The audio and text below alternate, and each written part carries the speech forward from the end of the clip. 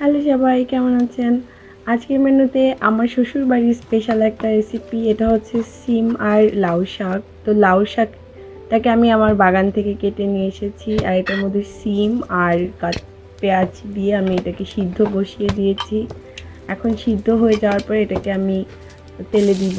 তো এটার জন্য আস্ত জিরা, আস্ত শুকনা মরিচ আর রসুন, যেহেতু আমি পেঁয়াজ দিয়ে সিদ্ধ করেছি, ভাজার সময় পেঁয়াজটা আর দিব না।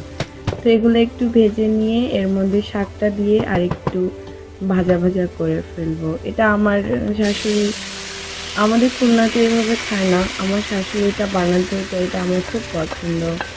যেহেতু বাগানে শাক হয়েছে তো ভাবলাম একটু রান্না করি। আর ছিল লাঞ্চে পোয়া মাছ, করলা আর আলু দিয়ে, এটাও ওদের আমার শ্বশুরবাড়ির রেসিপি। তো আজকে সব গ্রিনিশ খাবার, এই শাক ভাজি, বরবটি আলু দিয়ে ভাজি আর বরবটি ভর্তা।